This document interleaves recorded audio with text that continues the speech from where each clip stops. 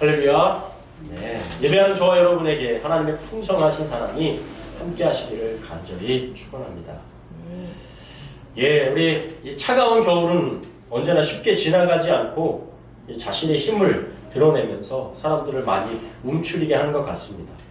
밴쿠버뿐만 아니라 지금 뭐 뉴스에 보면 미국에서도 영하 40도까지 떨어져서 많은 사람들이 추위에 죽기도 하고, 뉴스에 나오진 않았지만 이 캐나다 북쪽 에드먼튼은 영하 57도까지 떨어졌다고 합니다. 그로 인해 이 차가운 겨울은 경제적으로 어려운 사람들에게는 참 가혹한 계절입니다. 밴쿠버 신문에 보니까 이 노숙자들이 밖에서 있다가 얼어 죽은 사람들이 벌써 한 40여 명까지 된다고 하는 걸 보게 되었습니다. 자신들의 살 길을 찾아 어렵고 힘든 일을 하다가 사고가 나기도 하고, 그렇게 또 노숙자가 되어서 운명을 달리하는 경우가 생기기도 합니다. 어쩌면 이곳에 있는 우리들은 그런 극한의 상황까지 몰려보지는 않았기 때문에 삶의 끝자락에 있는 사람들의 마음을 다 헤아릴 수는 없을지도 모르겠습니다. 최근 한국의 많은 청년들 그리고 사회의 소외계층 사람들이 느끼는 감정이 있다고 그러죠. 바로 상대적 박탈감이라고 합니다. 상대적 박탈감은 쉽게 말해서 이 개인이 실제로 잃은 것은 없는데 다른 사람과 비교하여서 상대적으로 부족하다고 느끼거나 빼앗긴 듯한 느낌을 받는 것입니다. 전혀 나에게는 없어진 게 없는데, 그래서 상대적인 박탈감입니다. 다른 사람들은 이 정도까지 하면서 살고 있는데 나는 그럴 수 없구나. 그럼 기대하는 삶과 실제 삶의 격차에서 느껴지는 심리적인 박탈감인 것이죠. 너도 나도 다 어려운 시대에는 그런 감정을 잘 느끼지 못했는데 빈부격차가 커지는 사회일수록 그런 감정을 더 크게 느끼게 되는 것이죠. 저는 이 상대적 박탈감이 2000년 전 서머나 지역의 그리스도인들이나 지금 우리들에게도 온전한 믿음, 예수님에 대한 신뢰가 약하다면 우리도 마찬가지로 이런 상대적인 박탈감을 세상에게 느낄 수 있다고 생각합니다. 왜냐하면 세상 사람과 우리가 살아가는 모습은 크게 다르지 않는데, 그리스도인이라고 왜 나만 손해봐야 돼? 왜 나만 내려놔야 돼? 포기해야 돼? 왜 나만 희생하고 용서해야 돼? 왜 제대로 인생을 즐기지도 못하는 것 같아? 왜 재미없게 살려고 하는 것 같아? 라는 마음이 들 수 있기 때문입니다. 2000년 전 서머나 교회가 있던 곳은요, 오늘날도 여전히 남아있는 도시인데 터키의 이즈미르라는 도시입니다. 이것은 지금도 보시면 아시겠지만 지난주 에베소 지역과 둘째가라면 서러울 정도로 아주 부유한 도시였고요, 항구 도시였고 황제 숭배의 열정이 아주 가득한 곳이었습니다. 이미 1세기 초 이 당시에 서머나는 포장된 도로와 도서관, 체육관, 또 극장 등이 있었고요, 황제를 숭배하는 신전으로 유명한 곳이었습니다. 황제 숭배의 신전이 유명하다는 것은 아주 중요한 사회적인 의미가 있습니다. 황제를 숭배하는 신전이 어디든 그냥 로마 도시면 쉽게 신전을 막 세울 수 있는 게 아니었습니다. 황제의 신전을 세울 수 있는 도시는 로마의 명성에 걸맞는 곳이어야 하고 황제가 허락을 해야만 했습니다. 즉 황제 마음에 드는 도시여야만 했어요. 즉 경제적으로, 문화적으로, 도시적으로 힘이 있고 아름다운 곳이어야만 했습니다. 그러니까 서머나 지역이 황제의 눈에 들고자 많은 노력을 기울였던 도시였고 황제 숭배 도시로 집중되어 있다는 것을 알 수 있는 곳이었죠. 문제는 황제 숭배를 하지 않으면 로마로 연결되는 모든 비즈니스 사업에서 손해를 볼 수밖에 없었다라는 겁니다. 거래를 할 수 없게 되고 장사를 하기 어려워지고 가정과 개인이 궁핍해질 수밖에 없는 그런 사회 구조였다는 거예요. 마치 지금도 그러한지 잘 모르겠습니다만 대형 마트에 물건을 납품하기 위해서 그 대형 마트 큰 그 기업과 로비를 하고 잘 보이기 위해서 애를 쓰는 하청업체들, 고생하는 하청업체들이 많지 않습니까? 팀 켈러 목사님은 2000년 전 기독교인과 문화라는 글에서 이렇게 말하고 있어요. 조금 길지만 제가 좀 읽어드리겠습니다. 로마의 문화는 우상 숭배로 가득 차 있었다. 모든 마을과 사람들의 모임에는 나름의 신이 있었다. 모든 길드, 이 길드라고 하는 것은 이 로마의 상인들, 기능인들의 조합이었어요. 그들의 작품이 그랬고 심지어 대부분의 가정에도 수호신이 있었다. 그곳에는 사회의 여러 분야를 주관하는 많은 신과 많은 주, 로드가 있었다. 누군가가 어떤 나라, 도시 또는 가정을 방문하게 될 때 그들은 통상 식사를 함께하는 것을 포함하여 그들의 신에 대한 예식에 동참할 것을 요청받았다. 그것이 기술자들의 모임이건 학교의 모임이건 도시의 의회 모임이건 또는 예술 발표를 위한 청중의 모임이건 한결같은 모임은 신의 이름으로 거행되었다. 따라서 그곳에서는 매일 아침 신들을 기리기 위해 동물이 희생 제물로 바쳐진 뒤 조리되었고 이를 함께 먹으며 도시의 하루 일상이 시작되었다. 다시 말해서 모든 음식조차 다 우상 숭배를 한 뒤에 먹고 시장에 나오고 나눔이 있는 그런 도시 문화였다는 거예요. 여러분, 우리가 예수님을 믿는 것 때문에 이런 기본적인 의식주의 어려움을 당한다면 과연 쉽게 나는 그래도 주님을 부인하지 않고 신앙을 지키겠습니다 라고 하실 수 있겠습니까? 당장 나와 내 가족이 지금 굶어 죽게 생겼는데 그걸 쉽게 감당할 수 있겠냐는 것이죠. 요즘은 개인의 신앙 때문에 핍박을 받거나 박해를 하지 않죠. 물론 마음으로 종교가 다르다는 것이 걸림이 되어서 보이지 않게 차별하거나 이런 걸 할 수는 있겠지만 표면적으로는 잘 티내지 않습니다. 며칠 전 저희 아내의 학교에서 있었던 일입니다.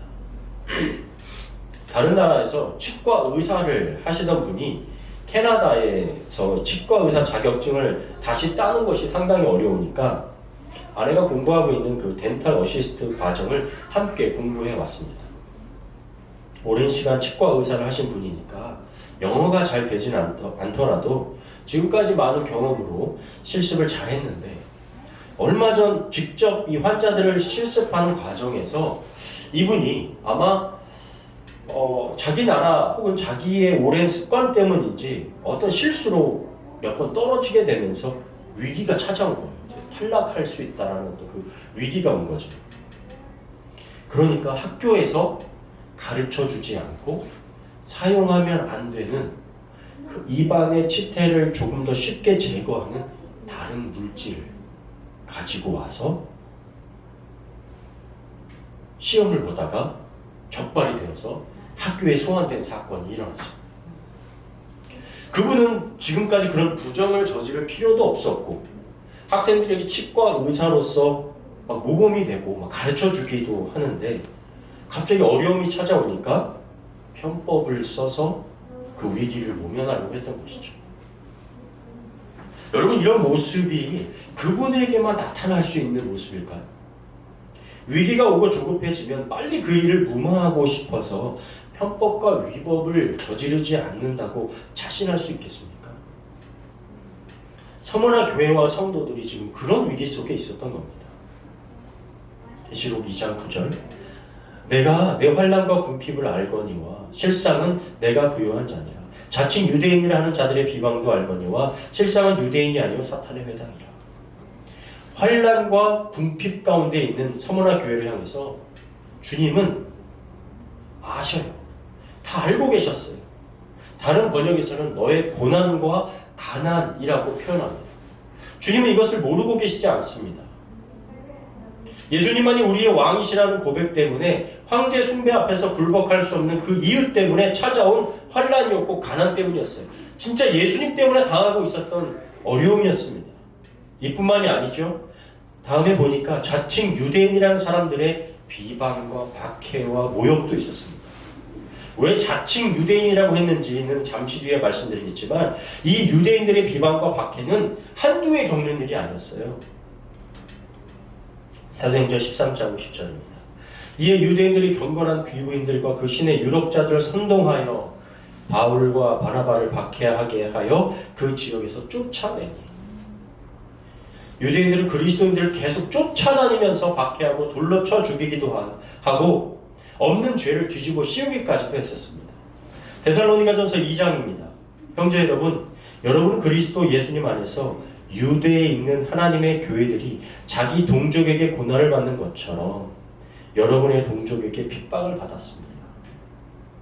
유대인들은 주 예수님과 예언자들을 죽이고 우리를 쫓아내었으며 하나님을 기쁘시게 하지 않고 모든 사람의 원수가 되어. 이 본문이 말씀하는 게 뭐죠? 가만히 보시면 여러분, 예수님이 어디 출신이시죠? 예수님이 어디서 활동하셨죠? 어디에 태어나셨고?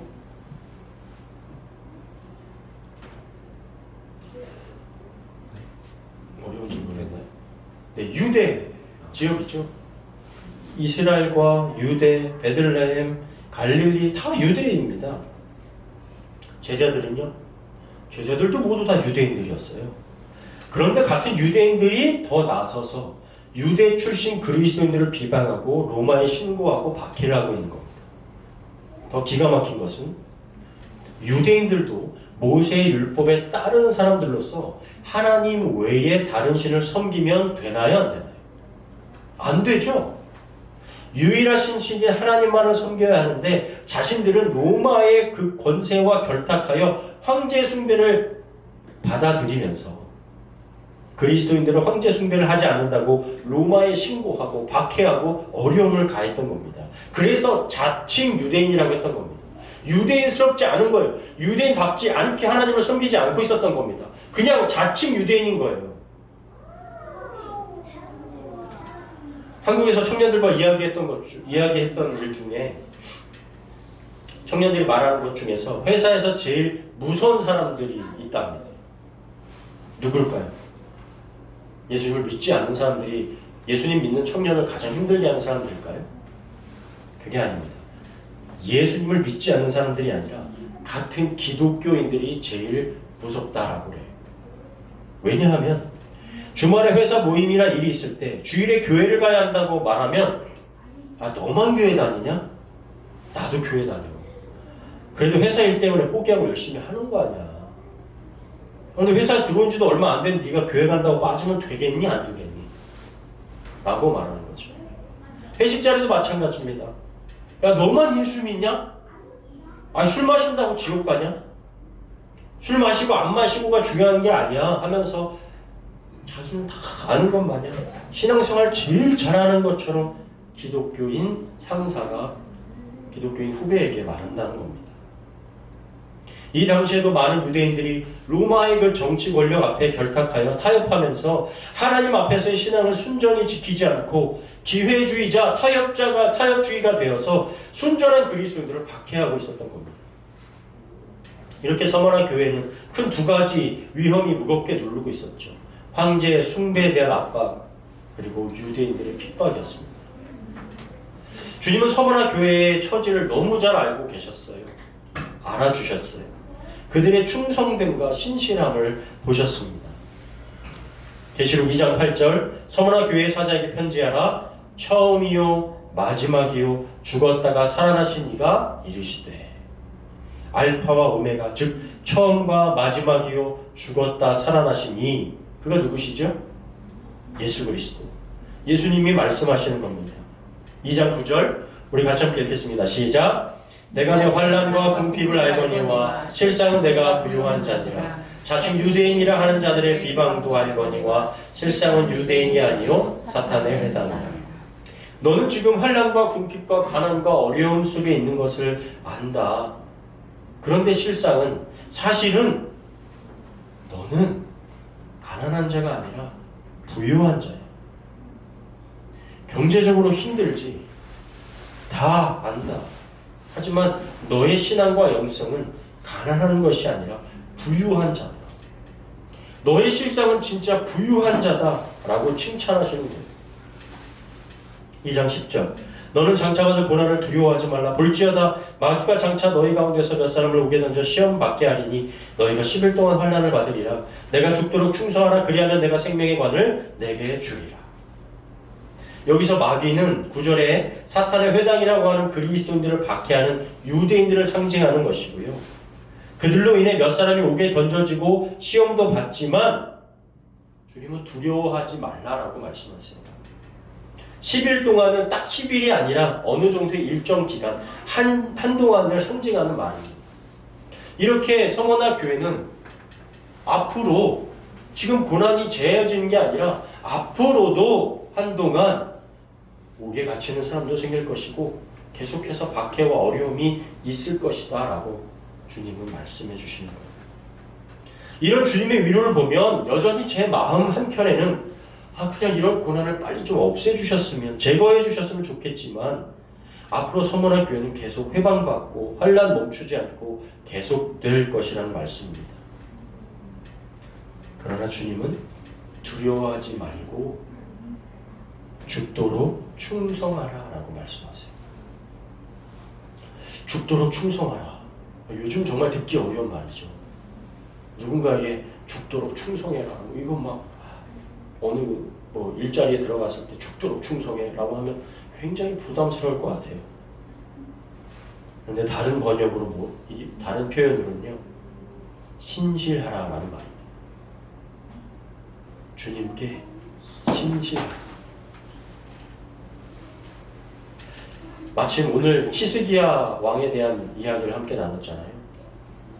여러분 아까 나눴던 것처럼 히스기야에게 고난이 없었나요? 그가 이전에 다른 왕들과는 달리 완전히 하나님 앞에 신실했던 사람이었어요.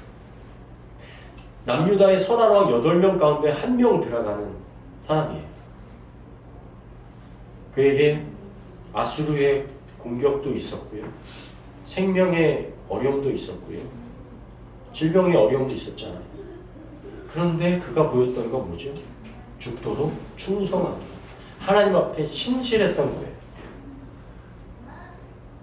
하나님 앞에 문제를 가지고 나와서 그 앞에서 하나님 앞에 올려드린 것, 그게 신실한 모습입니다. 여러분 고난의 대명사 욥 잘 아시잖아요. 욥이 계속 때때로는 원망도 하고요, 비통해하기도 하고요, 나를 이 고난에서 빨리 없애달라고, 차라리 목숨을 빨리 내 생명을 걷어가 달라고 부르짖기도 합니다. 그런데 그걸 누구 앞에서 했냐는 거예요. 누구 앞에서 했냐가 중요한 겁니다. 하나님 앞에서 했다는 거예요. 서문화 교회도 마찬가지고요, 욥도 마찬가지고 히스기야도 마찬가지입니다. 우리가 어려움 속에 있습니까? 하나님 앞에 죽도록 신실하시기를 바랍니다. 그 사람이, 그것이 우리에게 신앙이고 그것이 하나님께서 우리를 사랑하시는 이유가 될 줄 믿습니다.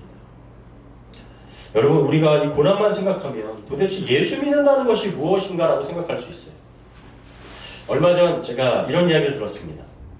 결혼할 때 우리가 받는 3가지 반지가 있다고 해요.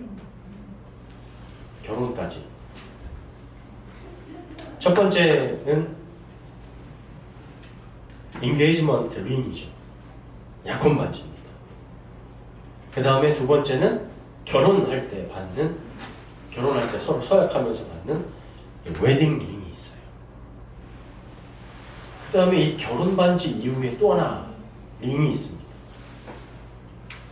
약간 영어 언어 유희죠. 바로 서퍼링입니다. 결혼하면 매일이 행복하고 기쁨이죠. 아멘. 저는 너무 행복합니다. 꼭 그렇지는 않잖아요. 우리가 인생의 여러 가지 일들을 부부가 함께 겪으면서 고난의 반지를 끼고 서로에게 신실하게 살아가는 것입니다. 그것이 결혼이죠.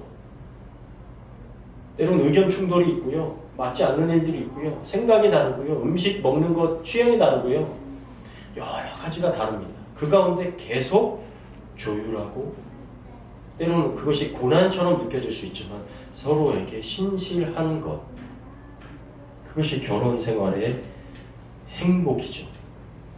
그럴 때 부부와 가정과 자녀들과 진정한 행복을 누리고 기쁨을 알게 되는 것이죠. 저는 이것이 천국의 비밀이라고 생각합니다. 고난이 있고요. 어려움이 있어요. 예수 믿는다고 맨날 행복한 거 아닙니다. 맨날 기쁜 거 아니에요. 그런데 주님 안에 신실할 때 천국의 기쁨을 맛볼 수가 있습니다. 사도 요한의 제자이면서요. 바로 이 서머나 교회의 감독이었던 폴리카이라는 사람이 있습니다. 바로 이 서머나 교회의 아마 두 번째 목사가 아니었나 생각이 돼요. 폴리카는 이 AD 80년경에 태어나서 AD 150, 165년경 86세로 순교한 서머나의 감독이었습니다. 신약시대 이후 널리 알려진 첫 순교자들의 한 사람으로서 사도들에 의해서 아시아 서머나 교회의 감독으로 임명받게 되었어요. 그의 나이 86세 때 황제 숭배에 대한 박해가 심해서 폴리카이 잡히게 되었어요. 그리고 로마의 집행관이 잡아두고 회유를 합니다. 야, 가이사 황제 시저를 주님으로 부르는 게 뭐가 그렇게 어려워? 그냥 종교 의식 거행될 때 참석해서 희생제사 한번 드리는 게 뭐가 그렇게 어렵니? 황제도 섬기고 예수도 섬기면 되잖아. 그 편이 너한테도 안전하고 교회도 지킬 수 있는 거 아니겠어? 어떤 회의와 겁박에도 통하지 않았어요. 경기장에 끌려왔습니다. 짐승의 위협, 화형의 위협 속에서 내 나이를 생각해라. 황제 이름으로 맹세만 한번 해라. 그리스도를 부인하고 한 번만 욕해보라 라고 말했지만 전혀 통하지 않았습니다. 그때 그가 한 말 가운데 유명한 얘기가 있습니다.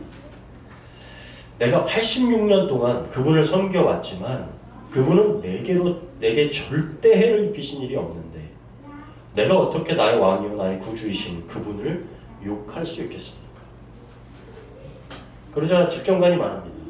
너 끝까지 여기서 돌아서지 않으면, 뉘우치지 않으면 너를 화형시키겠다. 불에 타서 죽이겠다. 불에 태워 죽이겠다. 그러자 폴리카이 말합니다. 당신은 1시간 동안 타다가 잠시 후면 꺼져버리는 불로 나를 위협하지만 경건치 못한 자들을 위하여 예비된 심판과 영원한 형벌의 불에 대해서는 전혀 모르고 있습니다. 그런데 어째서 이렇게 지체하고 있습니까?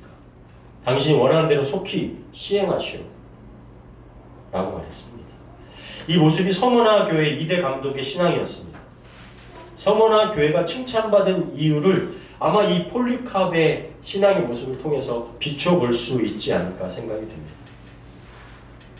여러분, 이와 같은 고난을 핍박과 환난을 견디는 이유가 뭡니까? 여러분에게 예수 믿는다고 하고 이런 고난과 핍박이 온다고 했을 때 견뎌야 되는 이유가 뭐죠? 도대체 뭐가 있길래 그렇습니까? 솔직히 이미 우리에게 예수님께서 행하신 일, 나를 구원하시고 대속하신 그 사랑 앞에서도 우리는 이미 신실해야만 하죠. 말씀해 보면 10절에 주님은 생명의 면류관을 주시겠다고 약속하셨습니다. 11절에도 이렇게 말씀하십니다. 같이 한번 읽을까요? 귀 있는 자는 성령이 교회들에게 하시는 말씀을 들을지어다. 이기는 자는 둘째 사망의 해를 받지 아니하리라. 둘째 사망의 해, 두 번째 죽음을 당하지 않는다는 말씀인데 첫째 죽음은 뭘까요? 그럼? 우리 육체적인 죽음입니다. 우리 육신의 죽음이에요. 누구나 우리 육체적인 첫 번째 죽음을 다 맞이합니다. 두 번째 죽음은요, 우리 영혼의 죽음이에요. 이건 당하지 말아야죠. 하나님이 다스리시는 영원한 생명의 나라에서 영생을 누리는가, 아니면 죽음이 영원한 지옥에서 사망을 누리게 되는가 하는 것입니다. 서머나 교회는 계시록에 나오는 7개 교회 가운데 책망이 없는 2교회 가운데 한 교회입니다. 오직 칭찬만 있는 교회예요. 주님 앞에 신실한 것, 쉽게 신앙을 타협하지 않은 것, 그것이 주님은 부유한 자다라고 말씀하세요. 우리는 진짜 물질적으로 부유해져야 부유하다고 자꾸 생각을 하죠. 그런데 그것으로 인해 우리 영혼의 부유함까지 팔아버리면 안 됩니다. 서머나 지역의 황제 숭배로 부유함이 가득했어도 서머나 교회는 주님께 신실함으로 궁핍과 가난을 선택했습니다.